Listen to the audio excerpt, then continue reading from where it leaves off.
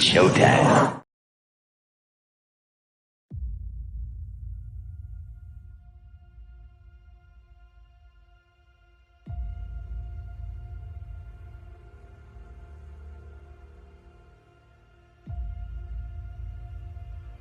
When the whole world was dragged into World War III, brave men like my father fought on the front lines.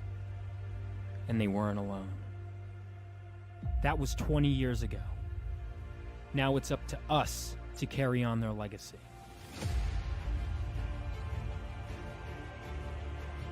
And every so often, the earth from which we come gives way for something new, something greater to be born.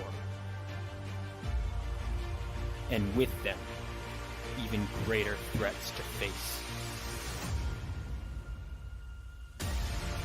Bring it on!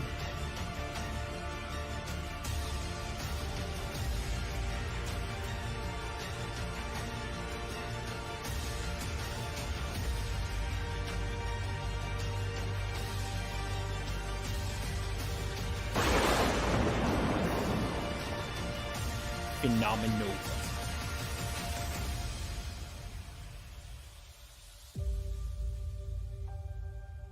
For you, Dad. For you.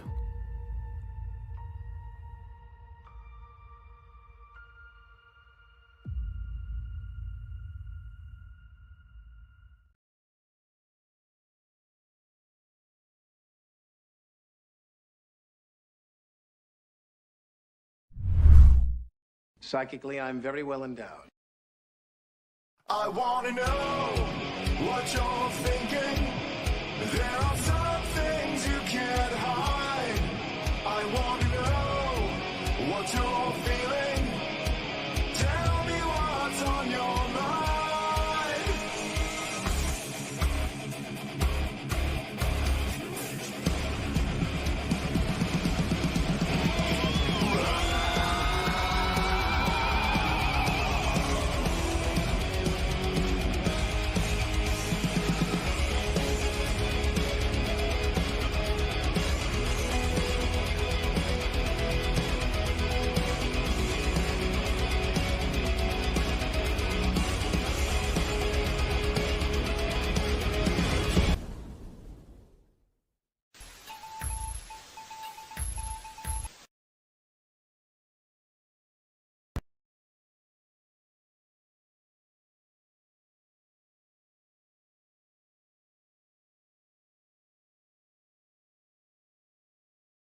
Hey there, this is Cooper from Telepathic Bunny Comics. Welcome to What's Next, episode 16. Let me bring on my guest. He is the writer and I guess editor and, other hats of the comic PHENOMENOVA we're going to talk to tonight. And his name is Vaughn Coleman. Welcome to the show. Hey, thank you for having me. Yeah, in a way, I'm kind of like an editor, I guess, but I always think it's important for every creator to hire an editor. Oh, yeah. So I did do that because I think so many people go, well, I could edit your own work. You can, but you need someone with a completely different view than you. Oh, definitely. Look at it because they'll pull out stuff that you're like, yeah. Oh, I didn't get that. I guess I should have said editor in chief. That's not necessarily. I suppose so. Yeah, editor in chief. Yeah, that's it. That's not always. I really tell Vaughn to get it together all the time. I'm like, listen, man. Well, you could tell Vaughn, but he's probably not going to listen. He is. Sometimes he needs to get slapped around a bit. Yeah. But sometimes he's good. Sometimes he's good. Yeah. There you go. Anyway, we got a few people already here. The Call May Jed. I know who's responsible for the stream not starting yet. Blame Phil Diaz. Phil Diaz? Yeah. Well, bless his heart. He ain't even here. Anyway, Pizza Dude's got 2 minutes. All right, Elon, we don't want to slow you down there, dude. Hail, Shadow Punk. Welcome in. All right. Thank you guys for coming, at least coming back. The earlier stream was hijacked by a technical problem, which turned out to be Chrome. had a bad patch. I saw several shows, including Friday Night Tights, that had issues with Chrome, and it didn't occur to me that I shouldn't use Chrome that day, but I used it anyway. So that's on me. But anyway, thank you for coming back, Mr. Vaughn Coleman. I know you're a busy man. Yeah, well, lately I've been getting nothing done this week. I'm like, what am I talking about? I've done like 8 interviews because it's almost like I'm living in between interviews lately. But I have been busy, and when I'm not doing that, I'm working on. I think I finally laid out the groundwork is done. I'm just doing the finishing touches on a video essay, a 2-hour-long video essay in Final Fantasy VII. So hopefully, I'll have that done by tonight. We'll see. And then is this the reissue? Is this the reissue? What, Rebirth? No. It's the original, actually. I was like, I'll get a video out before the new game comes out. And then that turned into 49 pages. And then that turned into like a month of work. So we'll see if that video, I hope people will watch it. But I have been playing the new game. I want to finish it.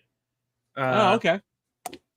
Vaughn reminds me of a famous actor or comedian. Not sure yet. Well, maybe he reminds you of future Vaughn. We'll see. There you go. There you go. He was trimming his sideburns. Okay. All right, no problem. Well, anyway, so today's topic du jour is we're going to talk about the mainstream seems to be obsessed with reusing. That's so funny. I literally just pulled that out. Yeah, they're recycling old IPs. Yeah. Right. Seems like everything old is new again. But the thing about it is nostalgia only takes you so far, and I think they are just about to burn through everybody's supply. They're already burning through it. Yeah. Oh yeah. This is off of Rotten Tomatoes website. Let me share this right quick. Okay, so this is the list of anticipated movies coming out this year. Let me go right back to the top here. I was looking through it. Alrighty, so let's just look through the first few here. All right, so another Omen movie. In April. First Omen. That's an Omen movie. That's dates back to the 70s. It's a prequel. This is. How do you do a prequel to the Omen? Like, right. How do you? Because the Antichrist. I guess there was Damien before. Damien, I don't know. But how? He's like a child. They want a chick. Hang on, I'm trying to understand. So let me read this. So telling the story of the cursed child. So the raise a young woman sent to serve. So it's about his birth. That could be interesting. I guess. It could be interesting. I guess it's coming out this weekend. You can check it out. So that's May. This is May. It came out last month. Well, I guess it wasn't that interesting because I didn't hear anything about it. So anyway, all right. Monkey Man. That seems to be a new one. Dev Patel. So a lot of new IP seem to be coming outside the country in. They still seem to be Civil War trailer one. That's a new thing, but it's got a lot of old themes. Yeah. I've heard mixed things on that movie. Yeah, I've heard I've seen a run through and everybody says it's boring. Boring as crap. Yeah, how to make a Civil War movie in America boring? I don't know. Well, I don't know. I guess you could do anything boring, really. There are actually, come to think of it, I think if you could poorly write anything. Right. Well, this seems to be relatively new. Seems to be a horror movie. Abigail. Ministry of Ungentlemanly Warfare. That seems to be relatively new. That's Henry Cavill. But let's see. Boy Kills World. That seems to be a new one. But it has kind of like an old plot to it. Let's see. Challengers trailer. That seems to be a new one. But I've already heard that's really bad. Bad movie. Fall Guy. That is an IP from the mid 80s television.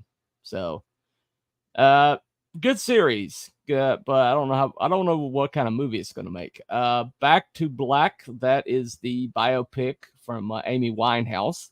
So Okay. that's kind of recycled. Yeah, Not it's a really real new. story. Yeah. Though there are times where I'm like, I mean, that would also almost be a Mhm. discussion in itself, is like real life things to do as stories. Like Right. I'd love there are certainly stories I would love to cover.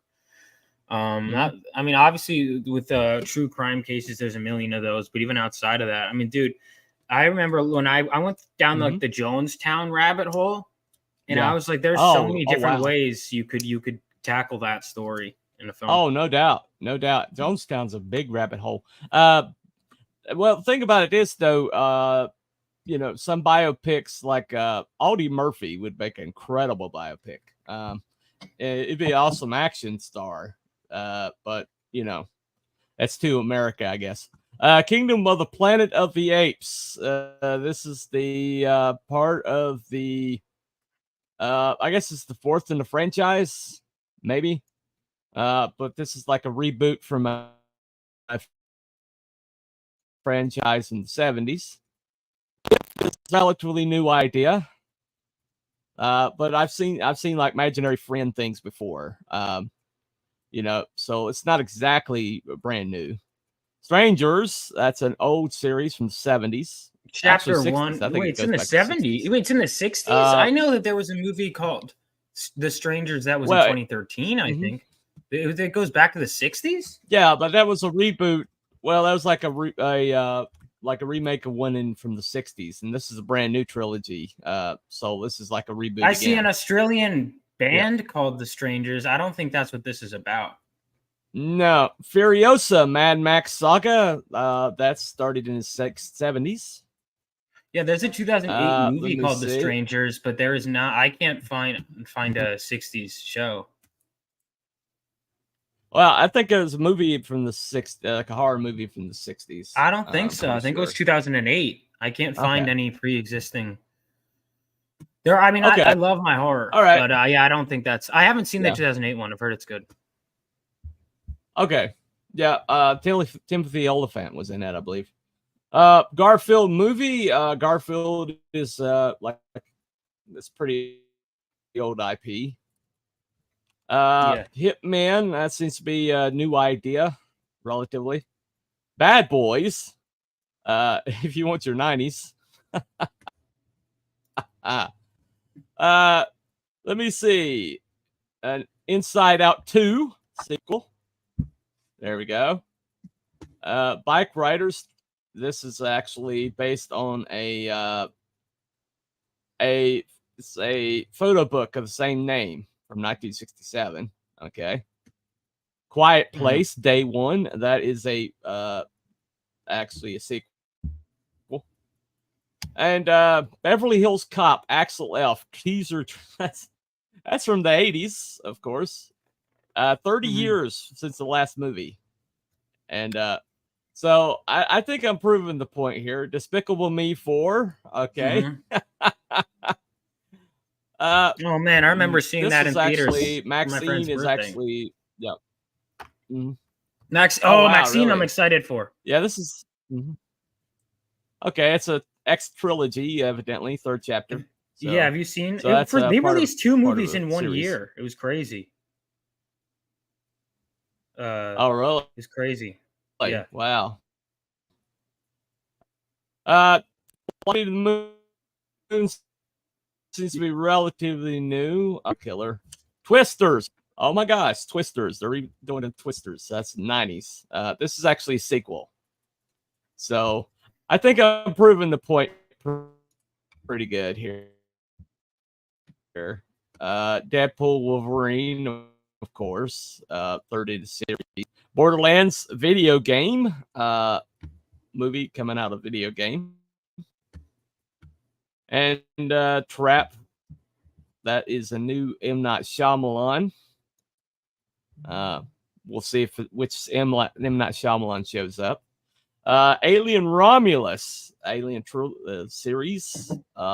This is has been defunct for a little while.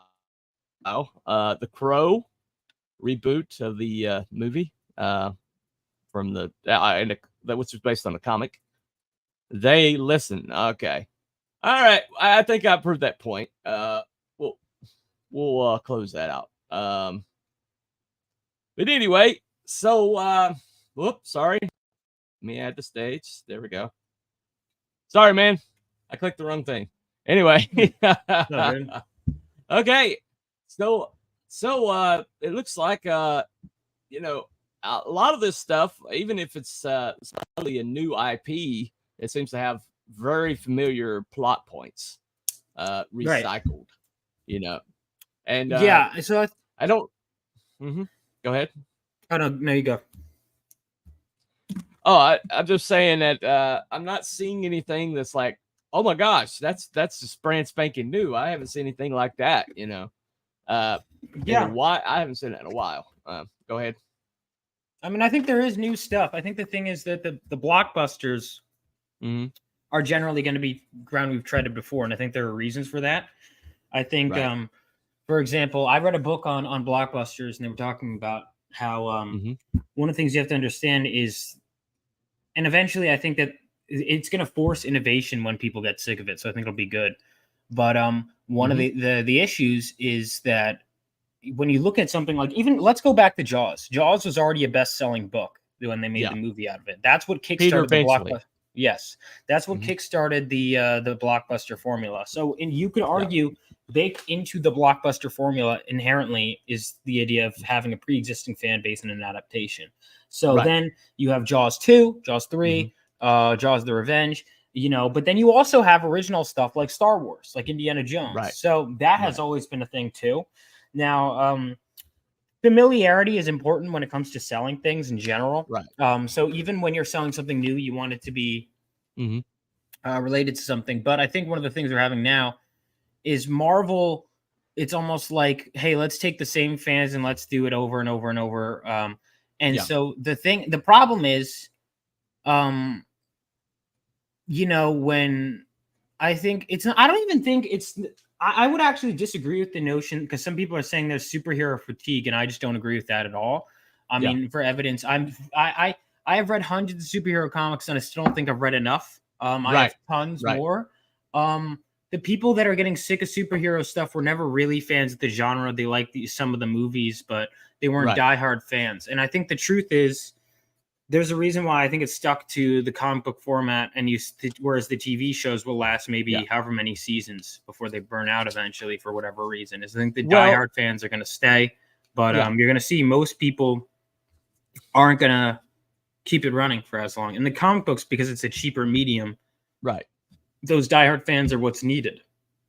Well, also with the MCU, used to, they had like original. The concepts that it would be a superhero tangentially, but it would be a certain kind of movie, like you know, like the first Captain America was a World War II epic, with a superhero in it, and then the second movie was an espionage thriller. And then, that's a good point. And the third one was a battle royale. You had like a heist movie, which was Ant-Man. You had a monster movie kind of with the Hulk. It wasn't a perfect movie, but the Hulk, and I guess that's another thing. I remember them putting out, and this could have been just bullshit because I think there are rights issues. But with the Hulk, they say, well, we just can't really get it right because it's like a werewolf movie. And I'm like, what do you mean? Just get a different director. You're Hollywood. You have access to all of humanity, essentially. What do you mean? You can't find someone? You have hundreds of comics. Just take one of those and just Well, just do that. I mean, you know, you had Edward Norton, and you couldn't do it. You couldn't land on your feet with Edward Norton. What in the world? Wait, what do you mean? What makes you say that? Well, I mean, basically, I mean, the third act really fell flat, and I know that he tried to do rewrites on it. I did hear that. And what it was good as it was because he did the rewrites, but Louis Leterrier always has third acts that fall flat, like X-Men 3. That was one of his.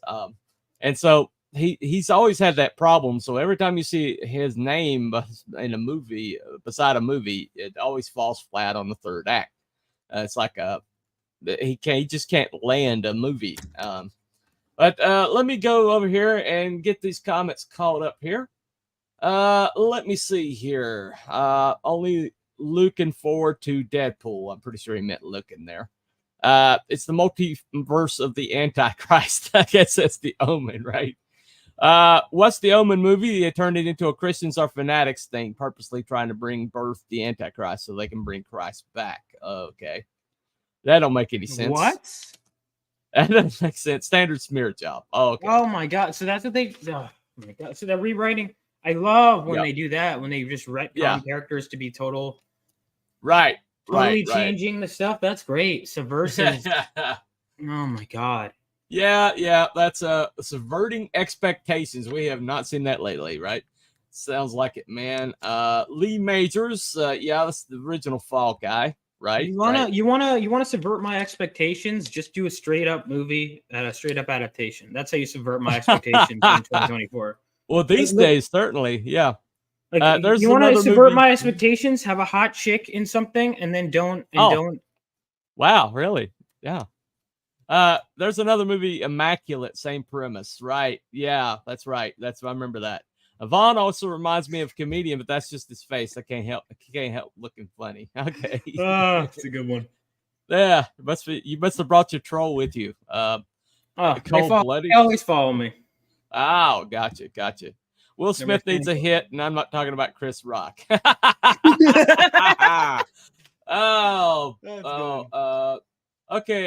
I got something for this. Hold on one second. Is it one of those? No, here it is. Okay.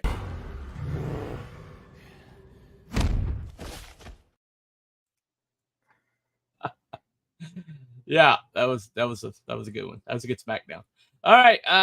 So meanwhile, back to the comments here. Come on. StreamYards is not cooperating. Jed brings up a good point. That would subvert my expectations. I think there was one time he broke character and said something nice about me. But I think that might have been like one time. I think it was Snarkticon DM earlier today. He goes, I feel like I'm bad for saying this, but hey, Vaughn, you might be interested in this. Check it out. And I was like, you could just be nice. I love it. Though. Right. It's so funny. Right. Alien might be a good crew. Looks like ass. I haven't. I've only seen the first Crow. I haven't seen it in a very long time though. It's actually worth a rewatch. It's a masterpiece, I believe. I never had an interest in seeing any of the other ones because it was like after Brandon Lee. I was like, are any of the other ones even worth watching? I don't think so. Angels. It's a very self-contained film. City of Angels has moments, but not enough. This is like watching Hollywood eat its own vomit. Yeah, that's pretty much. 2 movies, 1 Hollywood. That the summer release, right? Well, Spider-Man will always put asses in seats, but Captain Marvel, not so much. Not at all. No. His Clash of Titans was pretty good. I think he's called the Louis Leterrier. Well, same thing. I think the third act on that movie fell flat. But of course, the original kind of fell flat too. So it's a little ducks at Mackinac. I have a new super newbie fresh intellectual property. Let's see it. There you go. It's the PHENOMENOVA guy. Yeah, that's me. He keeps showing up, right? If I want to subvert Vaughn's expectations, I can show up and be nice. Yeah. Well, why don't you do that? Leave her alone. She's awesome, amazing, strong, and powerful and stuff. Oh, okay. Let's see. Yeah. All right. They're jealous of your hair, I think. Couldn't have happened. I probably just made a joke that went over your head, so it sounded nice. No.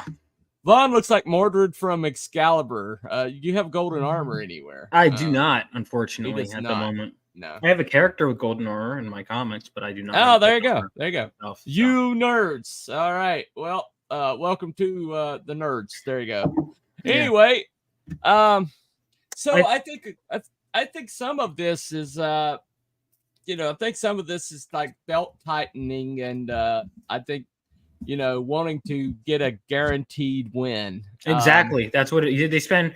When you look at how much money they spend on these movies, it's because they expect that profit, and people aren't going to take a chance on this massive IP if they don't think anyone's going to watch it, which is why obviously they have to get big movies. They have to spend more to get as many eyes on it as possible. And when you have a built-in fan base for something, That's good. Now the problem is, like, I'm a huge Marvel Comics fan. I am not really that interested in a lot of the Right. Marvel stuff. Now that is a problem when you start losing your core fan base. But overall, that's the different discussion in general. If we're talking getting fresh ideas, I would agree that it's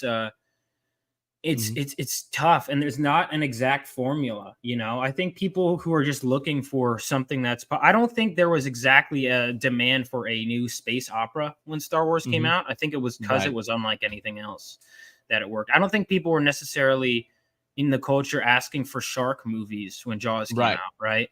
I think some teams, you just have to capture lightning in a bottle, and that means taking chances. And I think people are afraid of taking real creative risks. If you look at it, though, if you look at all these movies that are like touchstones, if you look at the directors, you can see earlier movies that showed promise, and then they were given the next thing, like The Chase, Steven Spielberg's first movie. That was it was after Duel, Richard right? Matheson's. Yeah, and it was about a man that was basically being menaced by a big old transfer truck, and you never see the guy. It's just it's like the truck is the thing that's menacing him. And the way it was shot, and the way the pacing was, and the way he kept tension up, you could see the Steven Spielberg we all came to know and love. And then, but look at like some of Lucas's. Oh, and even that's early based work on a short story. I just looked it up. So yeah, I've never seen that movie, but Richard Matheson's short story. Richard Matheson's brilliant. Okay, so brilliant. Even then, you always see the. So even his first movie was based on something else's work. So I don't know how well known it was, but at the same time, there was like a farm system to bring directors up, and they had like people that mentored them. And then you had generations from previous movie making generations that hung around for these new directors to guide them along the way. And there was a studio system in place. And the biggest breakdown that I see today is the fact that they just do not know how to develop IPs, and they don't know where to look for IPs, and they don't know once they got their hand on them, they can't figure out what to do with them. And so a lot of the people that are kind of like left out of the pop culture, a lot of the things that you find people who develop the ideas like the mainstream used to, and they will basically like start and like start on smaller works and work their way up. And usually by the time they put something out to the public, there's a lot of unpublished work, or there's a lot of lesser known work. But what you see in the mainstream now is they want like everything to be like immediate turnaround, and they want they take these directors from like the farm league and put them into like the big show without them ever having a moment at bat, in the farm league. That they don't like set them up for success. And so they stick them in these IPs, these big like old creaky IPs, some of them dating back to the 50s, and they're like freshen it up for a new audience. And it's like, well, if I wanted something fresh for a new audience, maybe I should do something that they haven't seen before. Right. At that point, if you're searching for a new audience, you can create some. Now, that being said, you can obviously, look, comics have been refreshing stuff. Again, one of the best examples, if you want getting a new audience, right here, giant size X-Men #1. You can do that, but the thing is, it's a tough thing. And in all honesty, there's a lot of reasons to just start new with a lot of things. But again, Elon Mudd brings up a good point that people are afraid to take risks. Well, the problem is that because this fear of taking risks is going to lead to a decline in a lot of things. Now, I don't think Hollywood doesn't do anything new. I still need to see John Wick 4. But John Wick was great. It was an established action movie star, but it was great. Yeah. You know, and I think there's that balance of you're not going to get a huge hit generally speaking with no name actor, no name director, no established IP, nothing. Something needs to be known. Right. Generally, although I say that, but I don't think anyone was really that well known with Star Wars, right? In the cast. No, it's completely unknowns. It was a director who had a little bit of a track record. I think what was the name of the movie that had like Richard Dreyfuss? It had Harrison Ford was in it. It's like the Richard Dreyfuss was in Star Wars. No, I'm talking about the movie before George Lucas brought out. Oh, right, yeah. I was gonna say, yeah. Oh, that's American Graffiti, right? American Graffiti, right? Yeah, and the average moviegoer doesn't know who directed whatever movie they walk into. Generally speaking, right. Well, I'm just saying that he showed a little bit of success, and that's why they gave him. But he had to fight, and had to by hook or crook. If I was listening to a podcast, and they were talking about all the things that Francis Ford Coppola had to go through to land The Godfather. Mm-hmm. And the only reason we even know The Godfather exists is because right in middle production, when they're about to replace him or basically axe the movie altogether, he won an Oscar for a screenplay. And so they're like, oh, okay, well, this guy has got a little cachet now. And But he had to literally the only way that he could stay as director was he kept having to fire his assistant directors and editors. Wow, I didn't know that. Yeah, I didn't know that. That's interesting. I love The Godfather, but I didn't know that. Hollywood, I guess what we're learning has always been very cutthroat. Right, right. It's a thing, and it's always been resistant, right? It's always been resistant.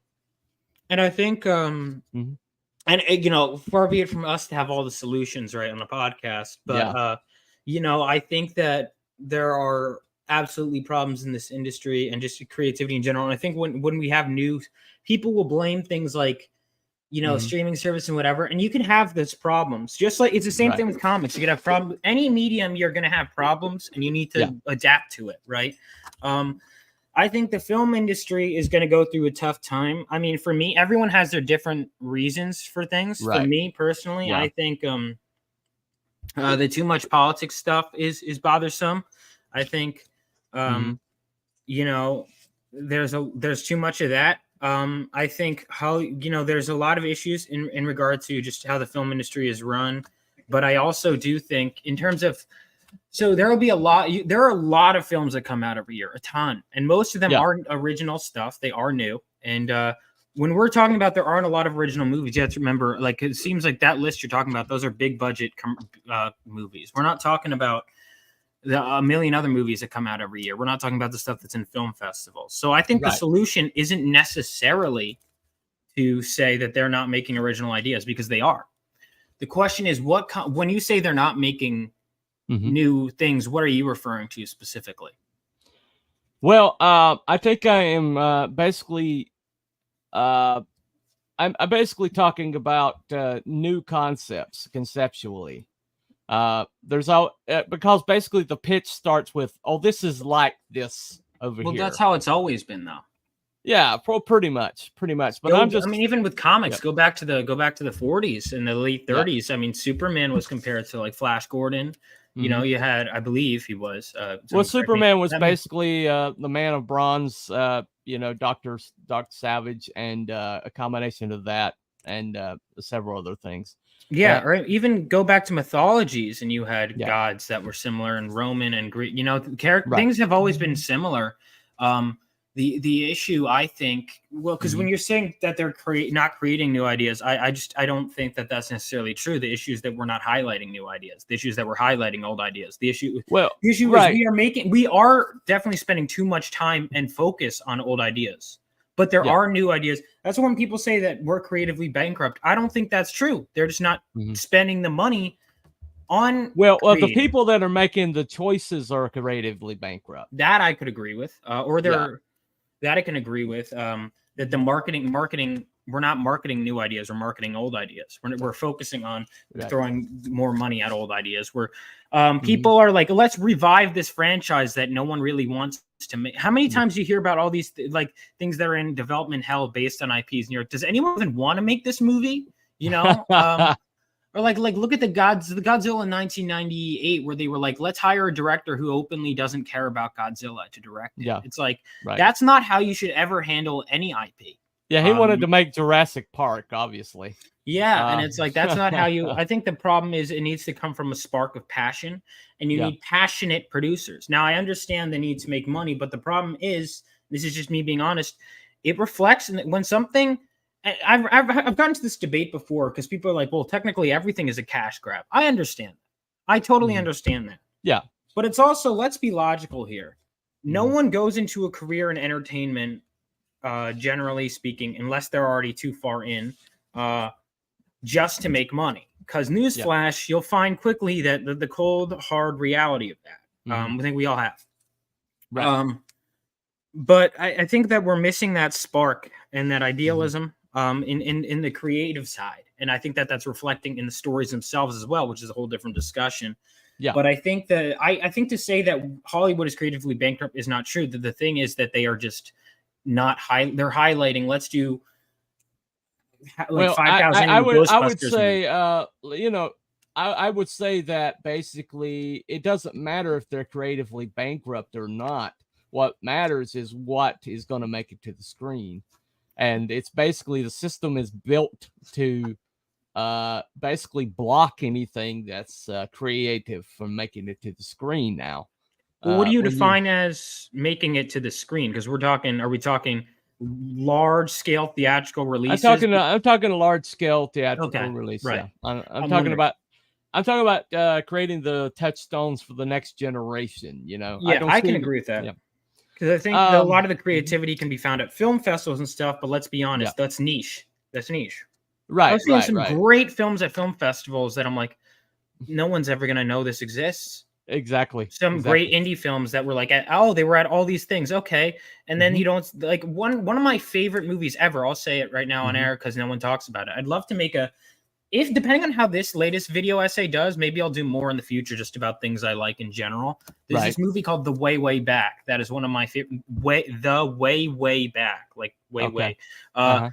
Totally underrated. Everyone I know who's seen this movie adores it, but no one's really heard of it because it was a hit at all the festivals. Right? Is that Brandon Fraser? No, it's not. Okay. It's Sam Rockwell's in it. Sam I do Rockwell. love. I do love. Wasn't The Mummy back in theater? That's another thing too. The Mummy back in theaters. Right, it is. Oh my god, I gotta see it. How long is it back in theater? How long is I don't know. I think Brendan it's an anniversary thing. I don't know. I know. How long? I need showtimes. I'm not sure. Let me get caught up real quick. That was a long yo. Okay, I'm sorry, I misread that. The Cooper Vaughn Alliance. Okay, Wolfleer. Never. I'm not sure what that references to. Sorry. Hollywood's lost so much money, they're afraid to take a chance, right?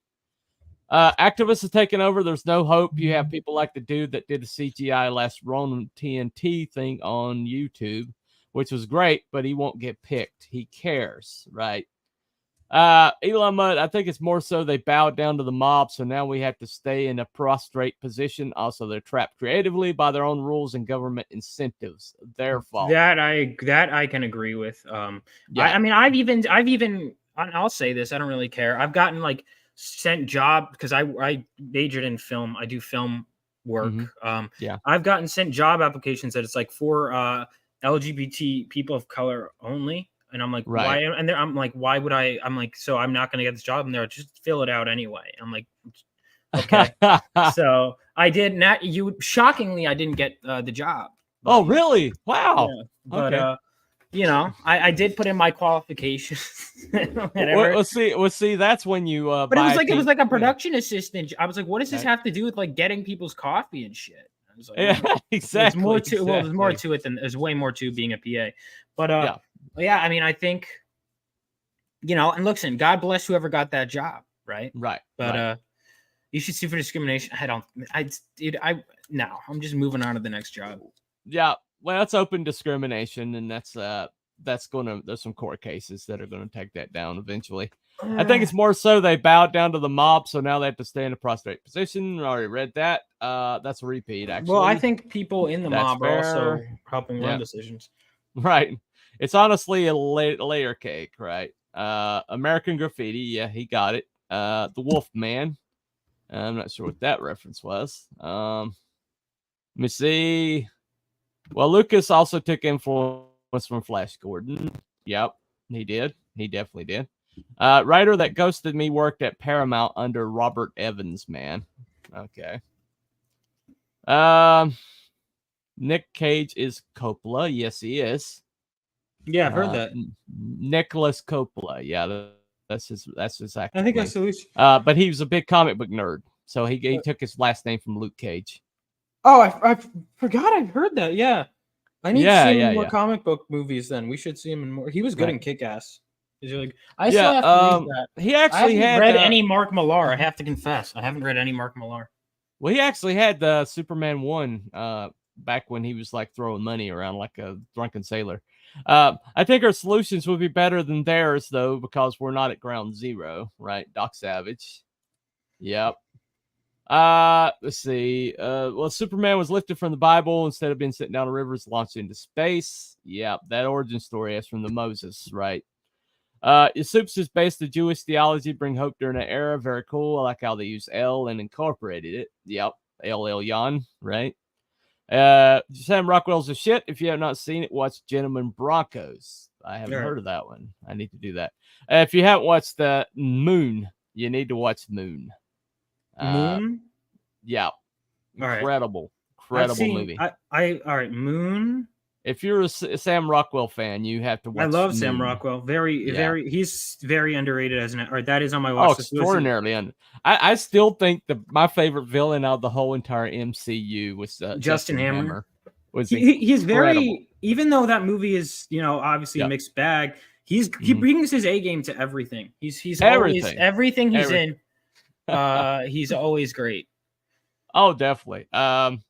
So you should sue for discrimination. There's plenty of people doing it. DI idiocy. So saying there's no hope because activists taking over reminds me of how can one fight such darkness? Ride out and meet them. Name that movie.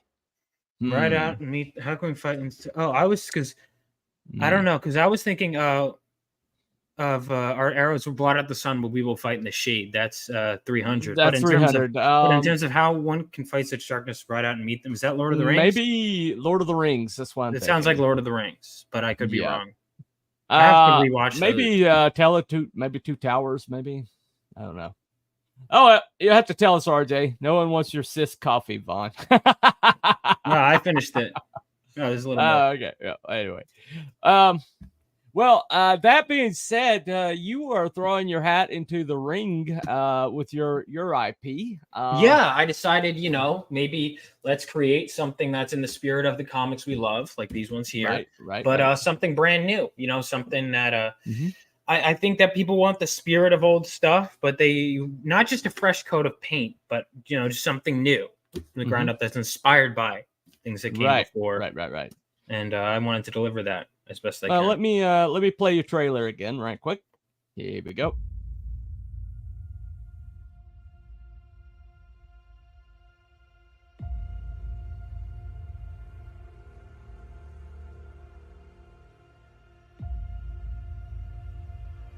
When the whole world was dragged into World War III, brave men like my father fought on the front lines. And they weren't alone. That was 20 years ago. Now it's up to us to carry on their legacy.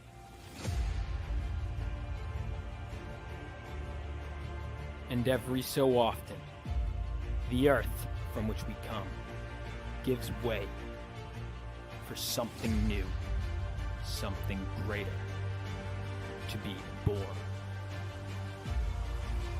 And with them, even greater threats to face. Bring it on!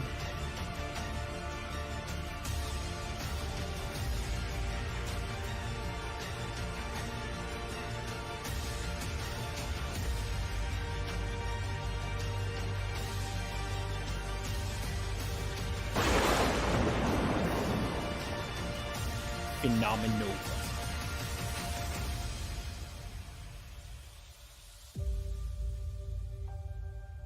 For you, Dad. For you.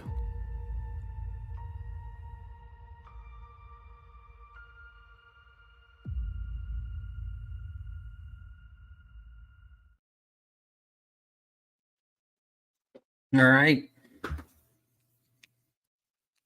That is the campaign is pinned. It's the pinned link if you want to go check it out. Well, I saw the voice acting sounds like you. Yes. Yeah. It sounds like you went someplace there towards the end. What was you thinking when you were recording that? What do you mean? Well, there's a lot of emotion in your voice. Oh, yeah. Yeah. Something. So yeah, I mean, I wanted to. I remember because I wrote out the. I had kind of the opening scenes of the script, and I wanted to make it like a thematically consistent and telling you just enough about the plot in the trailer and really give you a certain feeling. Yeah. Is what I was going for with that trailer. And actually, that line, the "For you, Dad, for you," that's a line at the end of issue 2 in my script. So that is not even in issue 1. So, but the reason I decided to put it in the issue 1 trailer is I thought it was a good line and thematically appropriate. I thought it gave a last final punch that was needed in the trailer. So that means I can't use it for when I do an issue 2 trailer. So I just screwed myself over there because that line is not in issue 1; it's in issue 2. But I felt that considering that the trailer starts them talking about his dad and then you see him as a hero, I thought that it thematically. It's almost like I'm creating a narrative within the trailer, and I thought that it thematically looped around. Well, I think I think it's like an underlying theme to it. Basically, trying to that's the spirit of legacy. So I can understand why we'd use that. Exactly. And that's one thing that is definitely missing from comics is that idea of legacy. There used to be a lot of legacy characters that either fathers or sons or proteges or that idea of passing knowledge down used to be integral to comics, or somebody basically trying to live up to a standard, like Peter Parker's, to who is given much is required, or I wanted it to be that it was a character who has something. I kept rewriting it over and over again, really trying to get down to the core. I would expand and get down, and I really found breaking it down. It was in issue 2, which actually is going to be called Down to the Core, where I had the character basically is trying to figure out the source of so he can control his power, so he has to think about why he's fighting. And that was where the "For you, Dad, for you," spoiler alert for maybe I shouldn't have said that, whatever. Issue 2, that line comes from there, but I felt that it fit in the issue 1 trailer. So that's a topic for another day, but let me sell I figure I'll sell issue 1 before I get to issue 2. Well, you got a like Irene Strakowski and the Tooch gave you a nice little blurb for the beginning there. Oh yeah. I asked him for a quote because he had already said on air that he considers me the future. I was like, "Can I just get that in quote form, Billy?" He goes, "Let me come up with something for you." And then he that's not a bad guy to get a no, it's a great guy to get an endorsement from. Well, he's well, I mean, when you consider what a dent he made into the comic book industry from complete outside, and his IP was like something was at that point in time, comics have kind of stagnated a little bit, and suddenly there comes out of complete left field somebody with a fashion forward female character. Who's like had samurai aspects to her, had the martial art thing, but she was just sexy, just hot and sexy and dangerous. And next thing you know, we're up to our eyeballs in Bad Girls. It was great. I got hold on a second.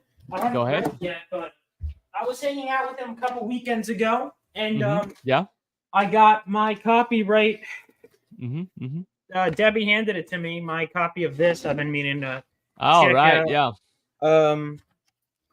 That's the first cover, isn't it? Yeah, so this is the original. This is the making of issue 1 for the 30th anniversary. Right, So right. there we go. So yes, this book, PHENOMENOVA, and then I just took a Rainy tweet. But she had also given me some feedback. So this she Rainy liked the script. You know, and it's been a really fun ride. Before this stream, I hit 10K, which was great.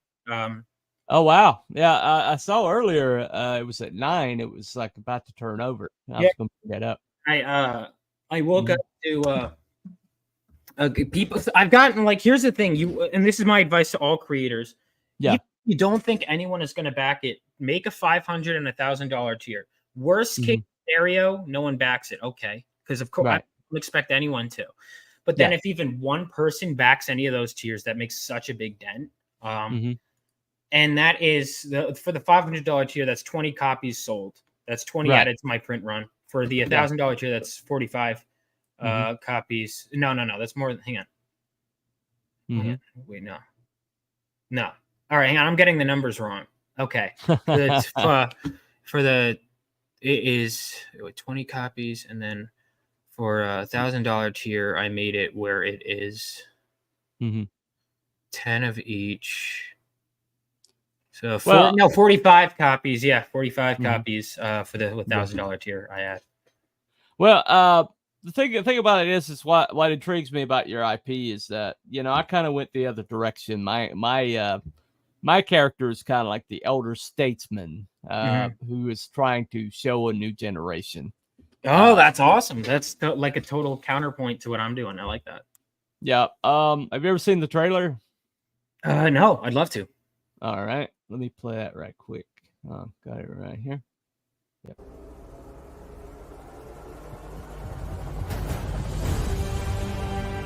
Our brethren are already in the field. Why stand we here idle?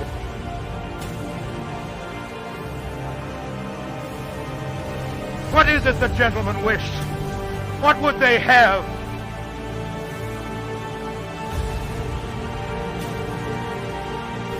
Is life so dear, or peace so sweet?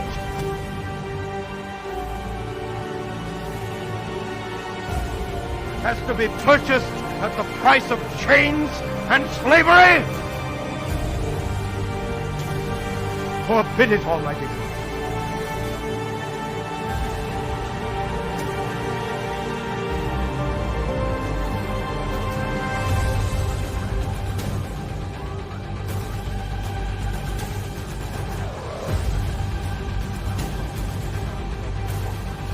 I know not what cost others.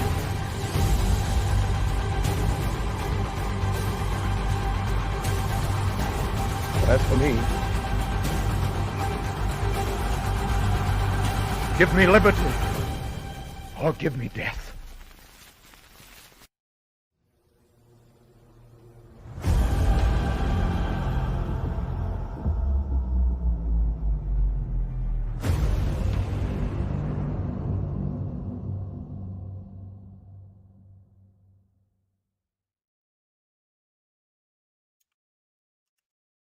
That's dope, dude. That looks awesome.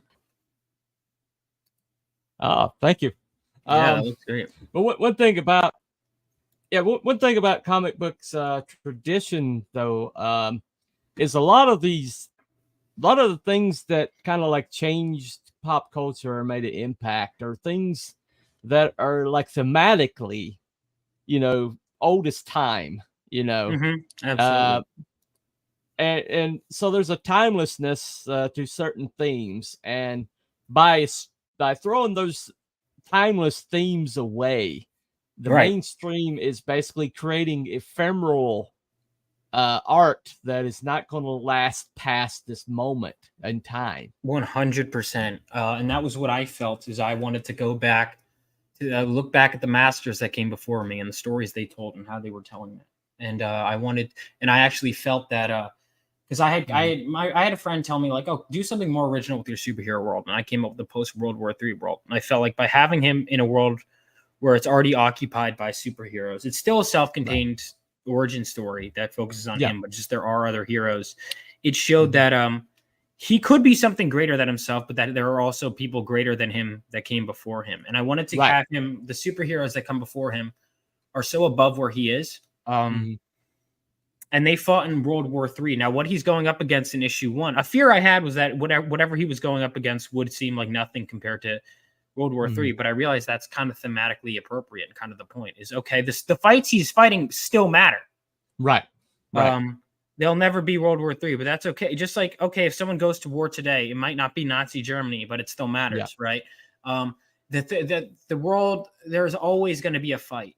And you go, just because you get home from the war doesn't mean that that there's not a new war ready for you, or that there isn't still evil. Okay, like things don't end when the war ends. And that's, you know, a lesson that I had my main character learn. His father is killed after the war, which you know, so I wanted that to be. I felt that by adding in the father being a war hero who was killed in the terrorist attack, which was drawn from my own experiences, I felt that it made the story better and the themes richer and the character better. That's right. Your father passed away in 9/11. Yeah, that's correct. So yeah, For Dad for You. Yes, to answer your question from earlier, I obviously did put myself to pull from those emotions when I deliver that line. Yeah. But I did a couple takes of that. I forget I don't know which take number I did, but yeah, I found one that I was happy with, and I decided to dedicate the book to my dad once I added that to the story, because I felt like the character was missing something. You know, I looked back at like Peter Parker and Bruce Wayne, and I felt like, yeah, my character, okay, he's a fan, he loves superheroes, whatever. Okay, but like, let me get to the core. And I found that actually by getting to the core of the character, I was getting to the core of myself, and getting to the core of myself, getting to the core of my character, and getting to the core of why I love superheroes. And I found that all three were intertwined, because when I was a kid, you know, I lost my dad in 9/11, and I felt like I needed this sense of escapism and the sense of male role models and a sense of justice in the world. And then when I saw the Justice League show on TV and movies like the Sam Raimi Spider-Man movies, I felt like it was fulfilling something that I really needed. And so I wanted to write a story that is for people who need something like that. Right. Let me get caught up over here just 1 second. Two Towers. Yeah, we were right. Ha ha ha. Awesome. Does that count as white coffee? Yeah, probably. Anyway, it's okay, Vaughn. Writers aren't expected to do math. Yeah. And but the past must die or something. Yeah, kill it if you have to. That's actual quote from Kathleen Kennedy. Well, you know, it's like in my story, the guy basically he was like the hero that America like relied upon, and he was like outside the chain of command. Oh, so that means he gets screwed over. Oh yeah. He got ambushed and retired. He was injured and made mortal, and so he started aging slowly, but he still started aging. And they buried him in a government job and erased him from history, basically. And that's interesting. He basically gets read in on a plot that they're moving forward with the people who were behind his situation, and so. Even though he's mortal now and he's got these new powers he can't quite control, he's still a hero and he's going to intervene. And so the situation I stick him in, basically the place he's going into is, they call it the Bighorn. It's basically a kill box, and he's walking into it to try to save some criminals who were there for community service, which is the name of the book. And so but they're really terrified of him because he is, he basically was a warrior for over 200 years. And he fought at every major conflict and every major supervillain, and he's a leader of men, basically. And that's the most terrifying thing to, that kind of state. And so, and basically, they used him to enslave the powered people and put them under a federal agency and make them basically wards of the state. And gotcha. So it's there's a lot of themes like you're saying. It's like it's going to resonate with people because the themes are universal. The themes are timeless. Fighting against tyranny, fighting against the people controlling you, or basically one last ride. We all love one last ride stories, basically. Right. And so essentially what they've lost in the mainstream is they've lost the ability to tell these timeless stories, and they're taking, even though the IPs that they're basically brutalizing right now were timeless when they were first conceived, the iterations that they're putting out are not timeless. They're just like shambling zombies of their former self. Right. The last Indiana Jones movie is a good example of this.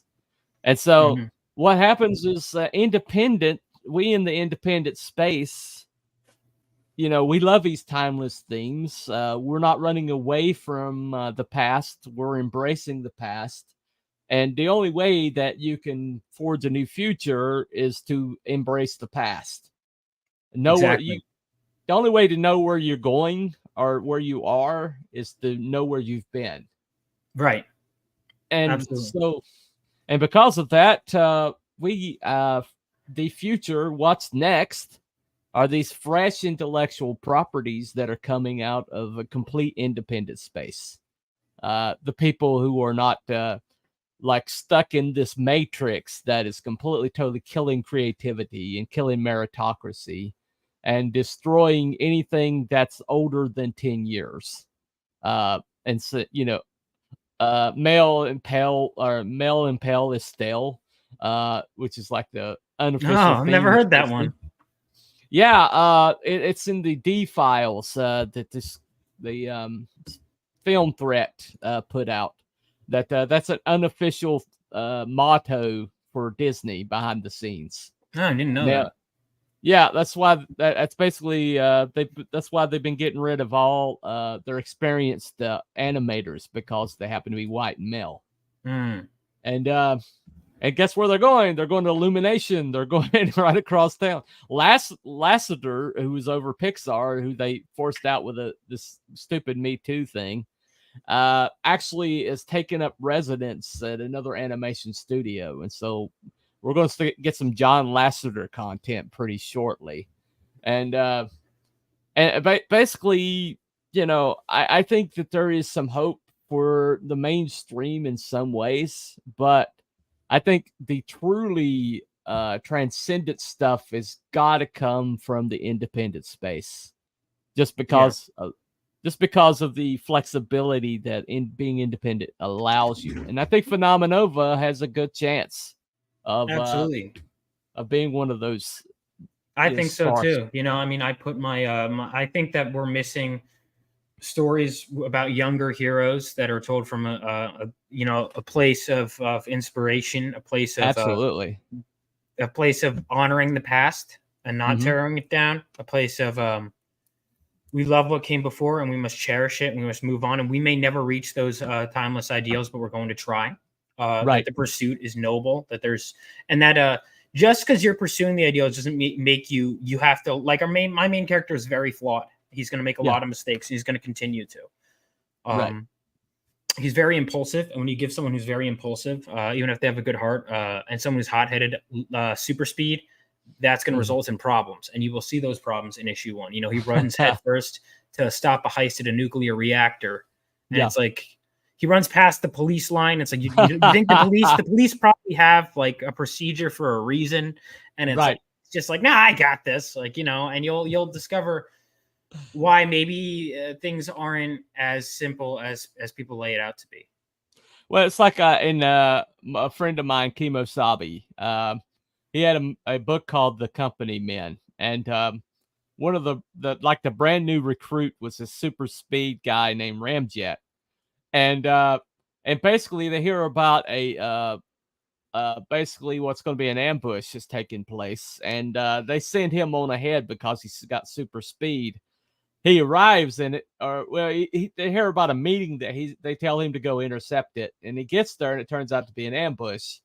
and he's there with absolutely no backup because he outran him. He outran his backup, and then that's the first time I realized what a shitty proposition it must be to have super speed. You know, Wait, this is in your story, or this was? It's called The Company Men. It's Oh, by gosh. Kemosabe. You know, I haven't heard of that one. I'll have to look into that. But that's interesting. Yeah, super speed. You know, there are. It's interesting. There's always new things you could do with different powers, and I want him to. Yeah. So his lightning powers, he can also convert his body and use that lightning to run it. Right, and move right, at yeah. super speed, but he can also, electrocute people and take from his environment and stuff like that. There's lots of possibilities. Well, one of my favorite super speed characters actually came from Image Comics. She was part of Cyberforce. Her name was Velocity. Oh, And, Velocity. That's funny. I'll say this on air. I have a character named Vivacity. Right. Who will appear in a later issue as part of PHENOMENOVA. Well, she's actually her use of super speed is to run away from everything. Mm. And that's such a clever take. That's why she was one of my favorite characters. Out of all these brave people, you have this one chick who uses her power to run away. And I really love that character. I never read Cyberforce, so I'll have to get to it. Well, you don't really need to. Image is very poorly written, so that's the reason why you don't hear much of Image's first generation. I changed the comic book industry, but not necessarily for the better. Gotcha. Yeah. But anyway, so that has been a pretty good place to stop, unless you have anything else you want to add. I don't think so. That's been a great show. It's been a good show. Where are you later on tonight? Later on tonight, I will be on a creative block. Okay. So make sure to check that out. It's going to be on Narwhal's channel. So if that sounds interesting. Going to be like almost at midnight. So I'm going to be working on my video until then. But thank you guys so much. Back the book if you're interested. We have 40 pages have been colored. 52 have been inked. We are, and 10 have been lettered. We're moving at a pretty fast rate. So you will get this book. It's funded. So if that sounds interesting, if you want this, all variant covers are campaign exclusive, and all campaign backers will be able to get a special mini print of our main villain for free with their order. So if that sounds interesting, browse the campaign tiers, check it out, and thank you guys so much. All righty. Well, let me ask Tangina, are we good? Are we good?